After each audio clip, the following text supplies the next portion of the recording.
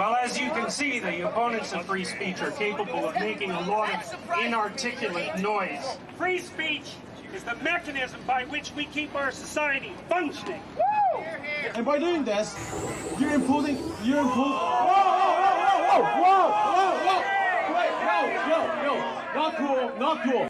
I'm going to post this online that you would like people to not to be more accommodating of trans people and people of color at your events in future. I would like there to be no violence. I'm a person of color, and I felt very accommodating. There have been multiple recorded instances of trans people killing themselves because they are not being integrated into society.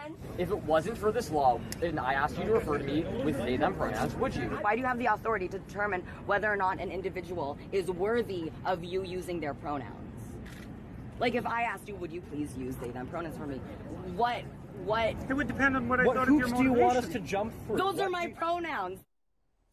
You posted a few things up to YouTube because you had been thinking long and hard about it.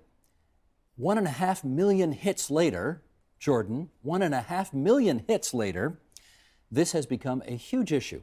So let's start there. Why did you post those views to YouTube in the first place?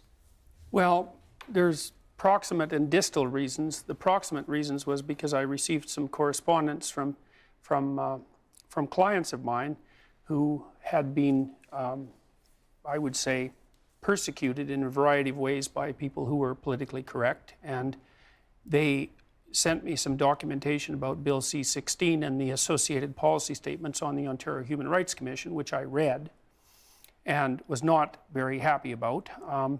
And also because the University of Toronto decided to make anti-racism and anti-bias training, so-called anti-racism and anti-bias training, mandatory, which I regarded as an inappropriate incursion into the domain of political opinion by the university administration. Have you taken that training yet? No, and I don't have to yet. It's the HR department personnel that have to take it. If they decide that you have to, will you? No way.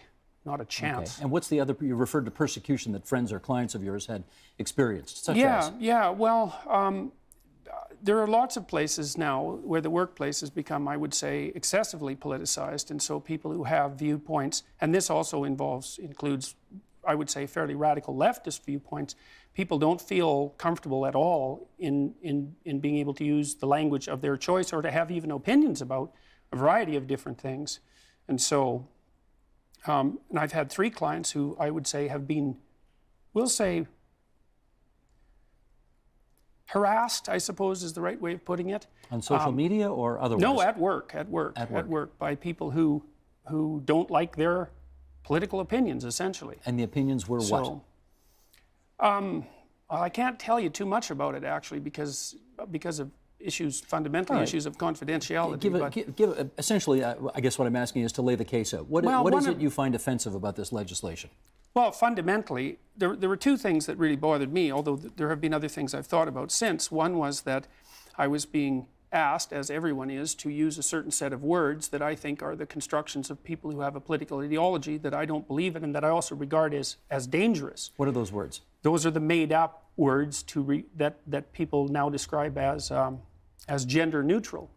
And so, to me, they're an attempt to control language and in a direction that isn't happening organically. It's not happening naturally. People aren't picking up these words in the typical way that new words are picked up, but by force and by fiat. And I would say by force because there's legislative power behind them. So and I don't like these made-up words, Z and Zer and that sort of thing. Okay, what about, they're not all made-up, quote-unquote made-up words. For example, they is one of them. Yeah, to speak to an individual as they. Right, but we can't dispense with the distinction between singular and plural. I mean, I know that the advocates of that particular approach say that they has been used forever as a singular, and that's actually not correct. It's used as a singular in very exceptional circumstances, like if your child wishes to bring a book to school, they're welcome to do so. But that's just grammatically incorrect. Well, it is also, there's some debate about that because they is used like that sometimes, but it's never been used as a singular replacement for he or she. And so it's not a tenable solution, and that's the best of the solutions. So we understand your views and where you're coming from. You decided to lay these views out in some YouTube discourses. Yes. You put them up. The response has been overwhelming. Did you anticipate that you would get this kind of feedback? No, there was no way of anticipating this. And I think you mentioned in the intro, you know, that this is a consequence of what I've done. And I don't think that's true. It's a consequence of the fact. I thought about it, and I think the right metaphor is that, you know, there's a large forest, and it's been a hot, dry summer, or maybe a drought, and there's plenty of dead wood gathered. And I lit a spark, and you can't blame the forest fire on the spark. And, you know, it's just not possible for someone to put up a YouTube video and cause this kind of brouhaha without all of the groundwork already being laid. Fair enough. There is clearly there is out there an appetite against political correctness, which is what you have described this as. In fact, your YouTube video is called Professor Against Political Correctness. But let's make sure we're all speaking the same language here. You would define that how? Political correctness. Well, I think it's a particular kind of ideological game, and I think the outcome is twofold. It's to make the player feel morally superior, and also to take rather serious axe swings at the foundation of society. And so the game is identify a domain of human endeavor, note that there's a distribution of success. Some people are doing comparatively better, and some people are doing comparatively worse. Define those doing worse as victims. Define those doing better as perpetrators. Identify with the victims, have yourself a set of enemies handy to vent your resentment on, feel good about it even though it didn't really require any work on your part, and then endlessly repeat. And that's why I've seen that happening on campuses in particular for the last 30 years. In your YouTube talk, you describe those who oppose you on this issue as, quote, resentful and uninformed. Yes. Tell me why you think that's accurate. Well, I worked for the NDP when I was a kid. From the time I was 14 to the time I was 18, I worked with Rachel Notley's father and her mother and knew them very well. And I actually found them very admirable people, as well as the other people on the socialist end of the distribution who were genuinely working for the rights of working class people, coming out of that Saskatchewan tradition that established health care and pension and all of that. But I noted at the same time that the party functionaries, let's say, weren't that sort of person at all. They didn't really like the working class. They weren't standing up for them. And I couldn't quite put my finger on it until I read George Orwell's Road to Whig and Peer, which is a brilliant book, and which was written for the Left Book Club in the UK. And he was talking about the failures of socialism in the United Kingdom, and then discussed intellectual socialists of the type who didn't exactly like the poor. Okay. They just hated the rich.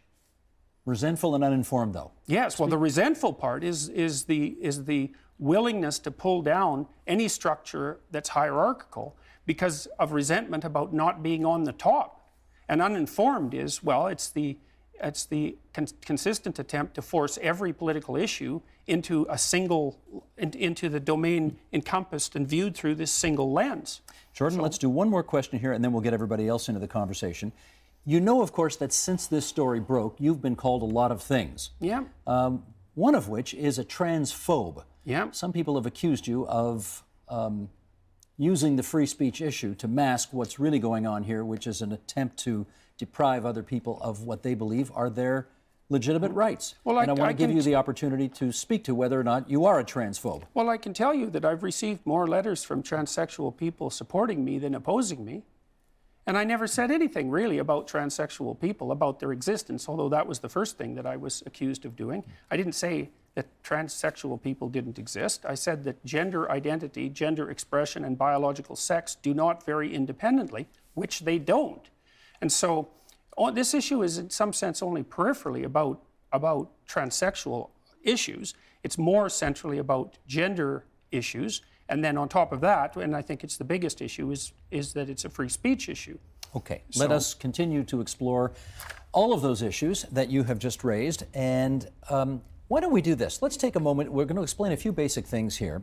The issue of so-called non-traditional pronouns goes together with non-traditional gender identities. New York City, for example, recognizes 31 such gender expressions. In other words, besides man and woman, there are 29 other gender expressions. For example, pangender, queer gender, gender fluid, cross-dresser, bigendered, gender blender, and the list goes on.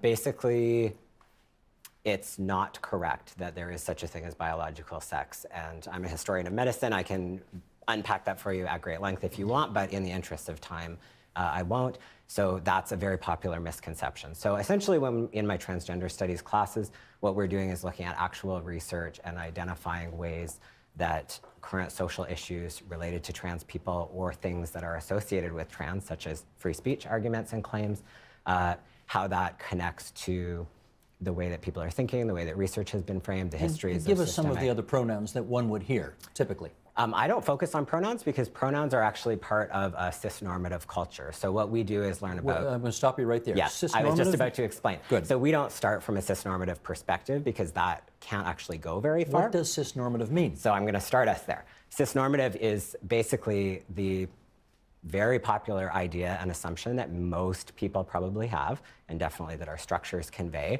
that there is such a thing as male and female, that they connect to being a girl or a boy or a man or a woman. And then sometimes that will also recognize intersex or trans people or transsexual people, as you mentioned, because that's sometimes also referred to as a gender binary. So anything that fits within a gender binary can work within cisnormativity. Okay. But cisnormativity is basically that everyone assumes that there is male and female, and so very little is actually looked at to understand what's actually the case. And scientists have been doing this for at least over 50 years. Your view would be it's much more complicated than that. Right, it's not my view. I just know that for over 50 years, scientists have shown that that's not true, and yet our social systems haven't been able to find a way to address the level of complexity that people actually experience. The assertion that for 50 years there's been a consensus on the non-existence of sex in humans is absurd. This type of discourse is deliberately misleading and serves to delegitimize moderate voices within the transgender community. I want you to help us understand, for our viewers who don't know you and don't know your work, I would like you to describe yourself. Well, I make political commentary mostly on YouTube, and I mostly focus on basically countering with my own personal perspectives, countering what I consider to be the kind of hegemony surrounding the political hegemony surrounding trans politics, and what I consider to be quite ridiculous opinions and demands coming from what has come to be known as kind of the political trans lobby. I'm not as good at this issue as I should be, so I'm going to look to you to help me use the right words here to describe how you were born and what you see yourself as now. So is it accurate to say you're a trans woman? Yes, I wish I lived in a world where that was just obvious and I don't have to explain that to people, but apparently I do. I mean, yes, I'm just a woman. Is this to say you were born male but now are female? Yes, I transitioned from male to female. In which case, do I refer to you, I'm going to ask you the same question I asked Mary, which is, do I refer to you as her or she now? Yes, you do. I do, okay. And how do you relate to the experiences that we have heard arise during this debate, where gender identities and pronouns are up for grabs, if you like? I'm very skeptical of the ideology surrounding gender identity. I don't believe there are 29 plus gender identities or genders. I believe there's male and female, and then there's somewhere in between, and most people fall along that. And just people who are in between does not constitute a new gender. There are two genders, period. And that is biologically a sound argument to make, just because the argument that was made earlier in the show is that, or it wasn't an argument, but a claim that there is no such thing as biological sex. Well, that's simply not true. It is true that there are multiple characteristics and there are multiple factors that go into determining sex, and that sex is not an on-off switch, that there is a spectrum to it, just like with most things in nature. Most things aren't an on-off switch, most things develop like on a spectrum. But for the most part, the vast majority of people fall either on the male side or on the female side. And yes, it's true that scientists, that doctors have and researchers have been finding more and more factors that go into not only determining genetic sex, but determining the expression of those genes. So it's truly a fascinating, complex field of study, but that does not mean that there is no such thing as biological sex. Okay. When it comes to the issue of pronouns, would you like me to? Yeah, briefly, if you would, because Kyle has been the most patient person in the world waiting for his chance to get in. So yes, you finish your statement, and then I'm going to get to Kyle. Okay, my apologies. Well, firstly, I have a lot of sympathy for people who want to be referred to by their pronouns. Obviously, as a trans woman, I know what it feels like to be misgendered and whatnot. And most people are reasonable in the sense that they would be reasonable enough to accommodate trans people and their preferred pronouns. And I'm sure, I mean, I would hope that if I were a student of Dr. Peterson, that he would refer to me as she and wouldn't have a problem with that. But at the end of the day, you know, a personal pronoun preference still is a preference for what language other people use.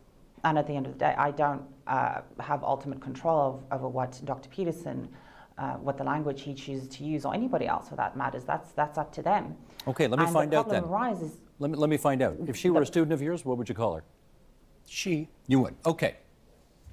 We've established that. Theron, stand by for a second now. I do want, thank you for your patience, Professor Kirkup, and I want to bring you in now because, as I suggested earlier, in New York City, they have identified 31 gender identities, and apparently the law down there suggests that if businesses don't accommodate an individual's chosen gender identity, there is the risk of a six-figure fine under the rules of the city's Commissioner of Human Rights. We have, in the province of Ontario, our own Ontario Human Rights Commission, and I wonder how similar our legislation is here on this issue compared to what they have in New York City.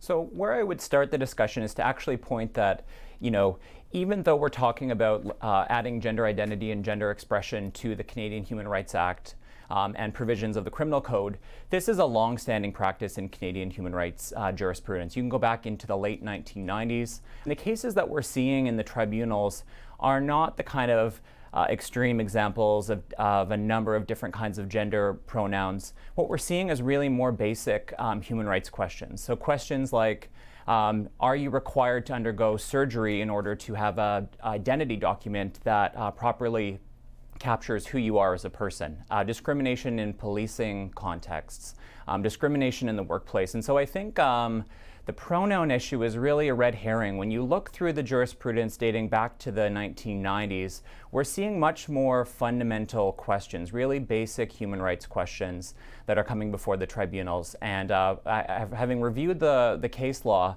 I'm not seeing the kind of New York scenario that you're proposing at all. Well, let me read some of the Ontario Human Rights Code to you, and then I'll get your feedback on that. Discrimination, the Human Rights Code says, happens when a person experiences negative treatment or impact, intentional or not, because of their gender identity or gender expression. It can be direct and obvious or subtle and hidden, but harmful just the same. It can also happen on a bigger systemic level, such as organizational rules or policies that look neutral but end up excluding trans people. Organizations are liable for any discrimination and harassment that happens. They are also liable for not accommodating a trans person's needs unless it would cause undue hardship. And again, Kyle, I'll get you to follow up on that, in as much as if a trans person or somebody whose gender identity was more, shall we say, complicated than the male-female that we've been talking about so far, and the pronoun used to describe that person were not traditional, would the person have a case before the Human Rights Commission? So we haven't seen cases on that at this point, but I would say absolutely as a general rule that you should be thinking about in terms of employment settings, absolutely respecting trans persons' pronoun choice is really fundamental. And there are lots of creative ways to avoid using gendered pronouns at all. And it's much more basic human rights questions, which is what the federal legislation here, Bill C-16, tries to accomplish. Now, you want to get in on this now, I can tell. You've heard what the professor has to say. What's your response? Well, I don't understand what the claim that there's no such thing as biological sex means, and I certainly think it's let's call it an error, to suggest that there's some sort of scientific consensus about that. I mean, there's biological differences between males and females in animals and human beings at every level of analysis. Okay, I'm jumping in here, because what about the notion he put forward at the end there, that if you do not refer to people with the pronoun that they prefer to be referred to, that is a form, according to the Human Rights Commission, of discrimination. It's not just a form of discrimination, it's a form of hate speech. That's why I made the video. I said that we were in danger of placing the refusal to use certain kinds of language into the same category as Holocaust denial, and suggested that maybe that wasn't such a good idea, especially since there's plenty of debate to be had about gender issues in our society, which I also think are also in danger of becoming illegal, and quite rapidly. So it isn't clear to me how long we'll be able to have the talk that we're having right now. Here are Can I jump in there? Can I jump in there on? Please. I think that's a common misconception about Bill C-16, that it's somehow going to make pronoun use into hate speech. If you actually look at the provisions, we're talking about very minor amendments to the criminal code. For example, they're not minor. section, they put it into the hate speech category. They're not minor at all. That's a misstatement. Agree with you on that point. I think so there's don't a lot tell of me they're opportunity minor. here. That's not right. There's a lot of opportunity. So section. Opening. Kyle, yeah, so section 318, pardon me, so section 318 sets out a series of identifiable groups, and we're talking about the clearest of cases, the cases of advocating genocide. And we have a series of groups that are already identified in the code, and all this does is add gender identity and gender expression to the categories that are already identified. And so I think we really have to add some reasonableness to this discussion, actually clearly articulate what the provision does. Well, let me be a little clear about what some of the problems, what you might be asking for if you want to do this. For example, and Sheldon, bottom of page 3 here, let's put this graphic up. Pronoun misuse may become actionable through the human rights tribunals and the courts, and the remedies: monetary damages, non-financial remedies, for example, ceasing the discriminatory practice or reinstatement to the job, and public interest remedies, for example, changing hiring practices or developing non-discriminatory policies and procedures. Jail time is not one of them. Jordan, you're not going to go to jail if you keep this up. Do you find that reassuring? What if I don't pay the fine? Then what? Then what? And let's talk about the legalities for a minute. As you know, the University of Toronto sent me 2 warning letters, right? And the second one basically asked me to stop talking about this. Who sent the letters? The first, it's the administration, fundamentally, the higher up people in the administration. The last one was the Dean of the Faculty of Arts and Science. But, you know, it's coming from the top end of the university. And the letter said essentially you must call people by the pronouns they want? The letters basically said that, and this is paraphrasing obviously, that as I'm required to abide by the university policies and the Ontario Human Rights Code, and there's a strong implication in the letter by having this discussion that I wasn't doing so, and so they're asking me to stop. And I can tell you also why they're asking me to stop apart from that. The codes as written make the university just as liable for my speech as I am. So not only is there a reasonable possibility that what I'm doing is uttering hate speech now under our law, but the university is legally responsible for that. And so I think they consulted with their lawyers and decided that maybe the claim that I was making in my video was correct. So I don't regard that as trivial, and I think that the lawyer who's discussing this is downplaying the significance of it tremendously. Could I speak to the campus climate about this? Because I don't agree with why Dr. Peterson has been asked to stop abusing students on campus. To stop doing what? Abusing students. I see. And other members of our learning community who do deserve respect and do deserve to be able to work and learn and contribute to society in a place where if they are physically assaulted, if they are...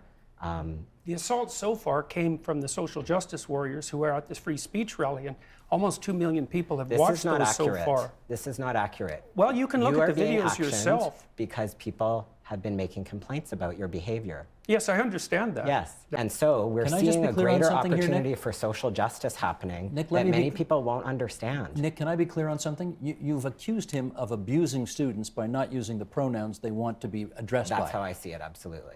That is tantamount to abuse in your view? Absolutely. Many global documents, many organizations. How about violence? Is it tantamount to violence? Yes, How about hate speech? Is it tantamount to hate speech? Yes, of course. It's hate speech to tell someone that you won't refer to them as a in a way that they that recognizes their humanity and dignity. I know you care about free speech because you're a writer. Yes.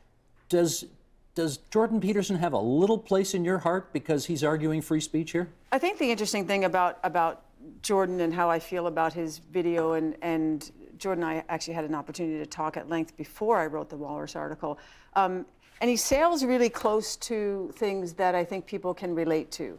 And I think that we all want to have, you know, an open discourse. We want conversations to unfold. We want people to feel like if they have something to say, if they have a question, they can ask it, that they're not going to be censored. Because what I don't really understand is when you listen to the video, he piles a lot of things into the basket of using the pronouns that people want. And it seems to me, and you can correct me if I'm wrong, I mean, basically, Jordan is arguing that this is going to create chaos and anarchy, and that it's essentially a Marxist plot that is there to sow violence and there to sow confusion and topple any kind of hierarchy. Can I just jump in there for a second? Is that an accurate characterization of your view on this? I listened really closely to that tape. Okay. I think it is. Is it, in your view, has she accurately characterized where you're coming from? It's not a transsexual cabal by any stretch of the imagination. Is it a cabal of radical left-wingers? Yes, it's a cabal of radical left-wingers, and they've been active behind and in front of the scenes increasingly over the last 30 years. And my estimation is that departments like Women's Studies have trained between 300,000 and 3 million radical left-wing activists, and they're making... And they're all underpaid, so don't worry. Well, they could pick higher-paying occupations if they wanted higher-paying occupations, but... Because sexism does not exist. Are you kidding me? Let's not get off topic here, folks. Go ahead. So I think Jordan has conceded that I think I've grasped his concern. At the very least, I've grasped the concern, and that there is a kind of chipping away at order as we come to know it. The other thing that Jordan and I have in common is a real interest in language, and the idea of what can happen when language changes, when it evolves. And, you know, I was thinking, before I came here, I was thinking about, I grew up in the Bronx, and I was born in '61, so I remember very well when we went from Mrs. to Ms., and my father was appalled, and he kept saying Ms., and he thought that was funny, because if you couldn't actually identify somebody as either, particularly a female, as either married or single, then chaos, the right? notion of characterizing a woman independent of her marital That's status right. was controversial at the time. And apparently very, very confusing. Mm-hmm. And so I'm reminded of that when the suggestion is made that somehow if we have words that don't fit into something that we're very familiar with and that we've used to date, that chaos will ensue, that everyone will be confused. They didn't hear you, but there was no law obliging people to use the word actually, Ms. But there were laws to oblige people to change the way that we referred to black people, for example. You know, there was a time when there were any number of words that we now can only say as letters. Can I say them on TVO? People were called darkies, niggers, coons, in polite company. When I was a teenager, people were still using those words.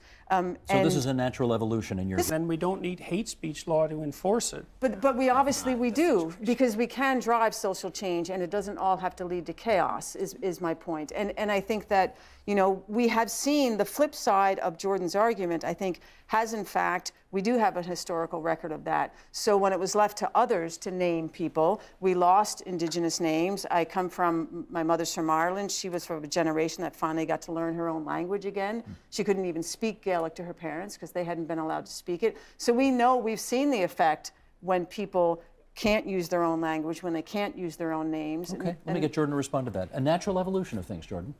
That's how it's being described. Words are tools. Maybe that was one of the great philosophical discoveries of the 20th century. And that means, and people are always looking for new tools to operate in the world. And if you invent a good tool, like a new word, then people will pick it up just as fast as they possibly can. You really see that in English. But the words that are being required now are not good tools, and that's why people aren't using them. And so instead what we have is the use of force, despite the fact that that's being denied. Although we've already established that, at least in the opinion of one of the people on this panel, I'm already guilty of a hate crime, which is what I said I was guilty of when I made that video. Steve, the issue with the law is quite straightforward.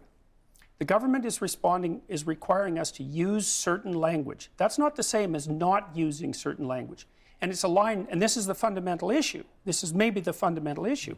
That's a line we should not cross. We should not allow the government to decide which words we're allowed to use. It's a mistake.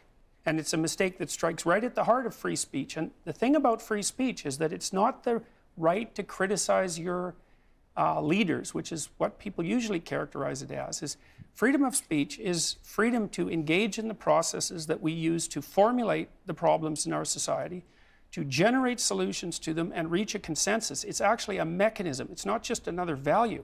And you should put constraints on free speech with the most extreme caution, because you interfere with people's ability to think and communicate. Let me get there and to weigh in. Well, I guess I'm in the same boat as Dr. Peterson when it comes to being guilty of a hate crime or a hate speech infringement, because I mean, I draw the line somewhere. For example, I refuse to use pronouns like sie, them, zer. I don't have a problem using they, them, their pronouns, and that also happens just to be because of the circles in which I move. I happen to know people who use gender-neutral pronouns, so I've gotten used to it. But the vast majority of people are not going to come into contact with the incredibly small fraction of the population of gender non-binary people. And that's why this is never really going to pick up, in my opinion.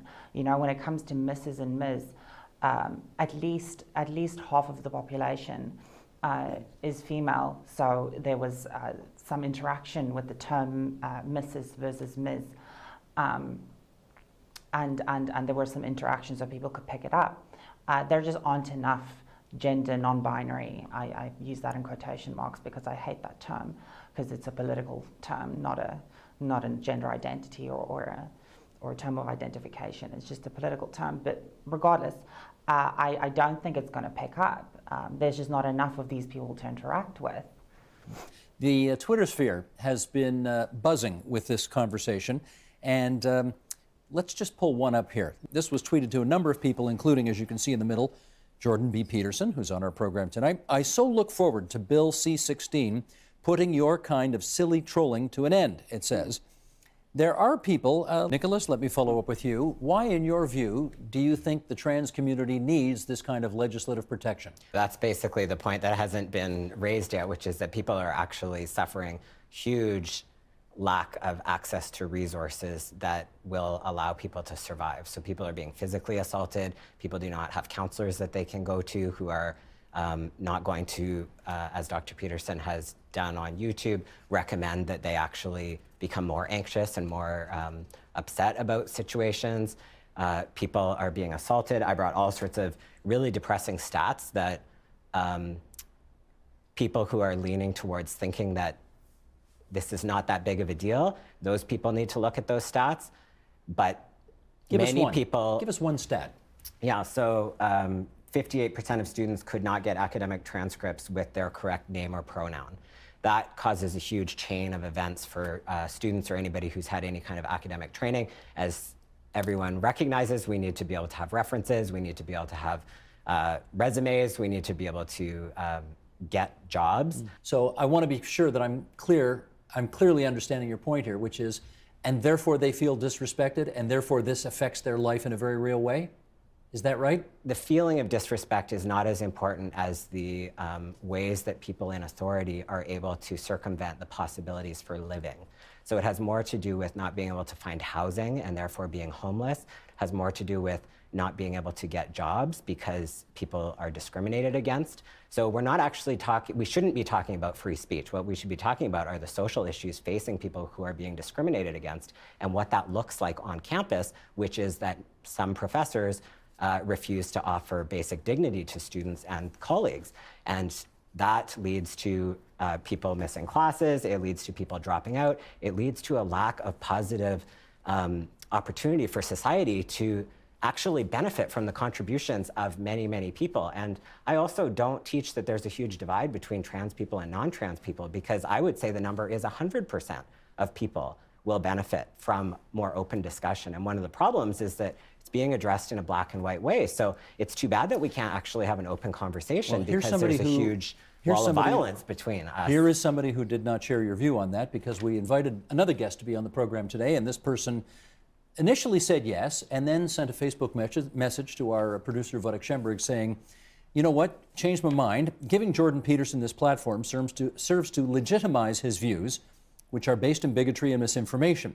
The humanity and rights of transgender, non-binary, and intersex people are not a matter of debate, and holding a debate which places a false equivalency between the views expressed by Peterson and the human rights concerns of the trans community would be an act of transphobia.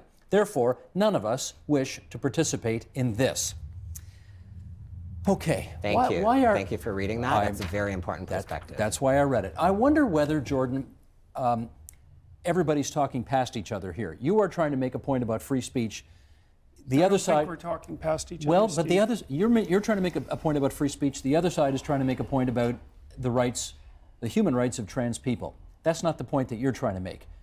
Do we have two different groups here that are trying to make two different points, and they find themselves in the same bowl of soup, and that's why this has turned into the conflagration it has? Well, it's partly that, because the issues we're discussing have to center on some actual issues, and they happen to be centering on the issue surrounding transgender language. But I don't think we're talking past each other at all in a fundamental sense. I mean, I think that the real problem here is that there's a concerted attempt being made by many people to subvert all values to the value of equality of outcome. And we need more than one value, first of all, if we're going to survive as a society, because you can't solve every problem with the same approach. But there are more insidious things, in my estimation, going on underneath. I mean, even the missive that you just read said that, well, even providing me with a platform, let's call it, to express my views, is something that shouldn't be allowed. It's like, yes, that's why I made the video. It was because many people are claiming that the expression of these sorts of views should no longer be permitted. And it's this view for now, but this is a minor issue in some ways compared to the larger issue that's at stake, which is our right to have discussions of this sort at all. Like, I mean, one thing that happened right when we started this was that there was an initial claim, for example, that there's no such thing as biological sex. Well, I believe quite firmly that if we continue on our present path at the universities for 5 more years, that's a discussion we will not actually be able to have on campuses. Because it will be... By fiat, I mean, the legislation already implicitly presumes that biological sex, gender identity, and gender expression, which we haven't even talked about yet, vary independently. That is simply not true. Theron, the person who sent that Facebook message thinks that we're partaking in transphobia just by having this debate. I hope that's not the case. But I wonder if you could give us your explanation for why some people adamantly refuse even to have this discussion, that the notion of having this discussion is somehow transphobic. I think it has to do with there's a lacking when it comes to actually being able to defend your points through argument. So if you open up the discussion for argument, they know they will lose. I think it's absolutely ludicrous and insane to say that having this discussion is by default transphobic. I think it's even more it's equally ludicrous to call Dr. Peterson what he said transphobic. I think it takes using that term so willy-nilly. It takes the emotional response to a term like transphobia and connotates it with something as in my opinion, productive as having an open discussion. And I think that's very insidious, and I think that's very manipulative. Moderate, reasonable voices are needed to resolve issues. Wantonly hurling accusations of transphobia, homophobia, racism, etc. serve to delegitimize the struggles of those who are actually suffering and simply give a platform to grandstanders. Are we being transphobic here by having this debate?